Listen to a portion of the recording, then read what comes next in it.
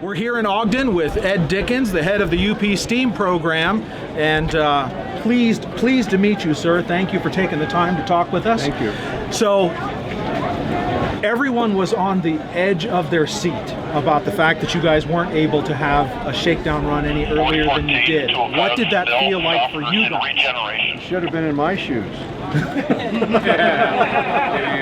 No, it was naturally we wanted to have it together sooner, but it was just it's just the way things happened, the way we were able to get it together, and all the little things that we had to work through.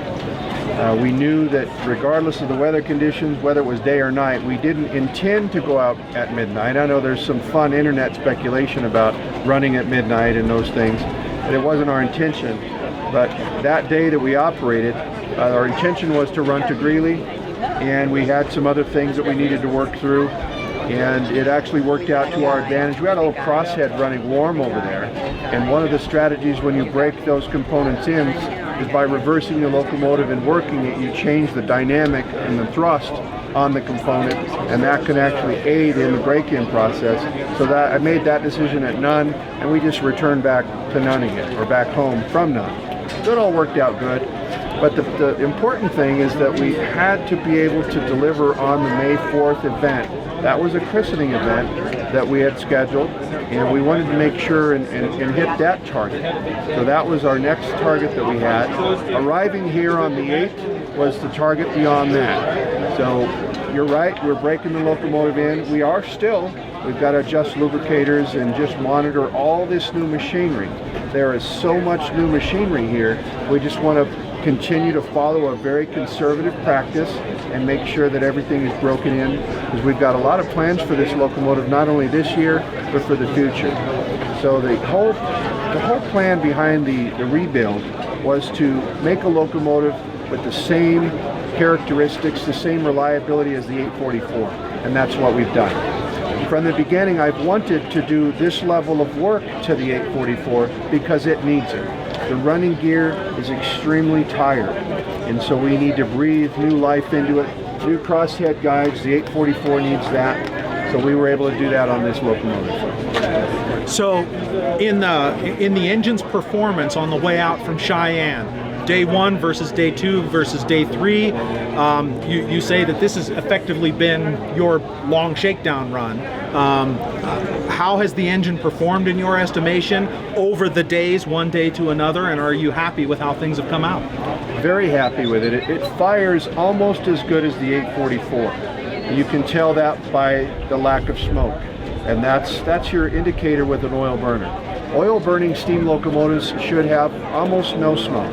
If you see voluminous clouds of smoke from an oil burning locomotive, something's wrong or somebody doesn't know what they're doing, because it's a terrible waste of the fuel resource. This locomotive, we're still kind of dialing in the consumption, but as we planned this several years ago, we were figuring on a consumption, just for a lack of a better way to really figure it, was double that of the 844. 844 very reliably gets a very reliable consumption that we can plan. We're starting to see that with this too. So we can start to project where we can run with it in a day, where our water consumption is. Our water consumption is low. The advantage of having a diesel in the consist allows us to have that diesel lift some of the train at various points of the operation. If we need to extend our fuel and water, we have that resource. I know from a purist perspective, a diesel in the consist is something that just seems to draw the ire of many people, but in the reality of the world that we live in, it's a very important resource for us. The most important part of the diesel is the dynamic braking. When you consider all these big brake shoes on this engine, on the tender, on the trailing truck, we want to conserve all that stuff. So it's all part of the fuel strategy and all the economics of being able to do this. So from a mechanical standpoint, as far as, you know, the thousands of mechanisms that you guys rebuilt, no serious problems? No. We're very pleased with everything. You can see how oily it is, and that part of that is just inherent with an articulated.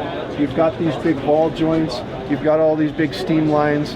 Each one of those has its own set of terminal checks with their own set of feeds and splitters and lubrication feeds from the lubricator.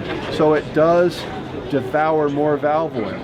And that's important because all of those components must be moving, and they have to be constantly lubricated with high temperature, high pressure steam oil. So you're going to see that kind of dripping down and splattering all over the front of the engine. It kind of looks cool in a way, but we'll eventually dial those feeds back.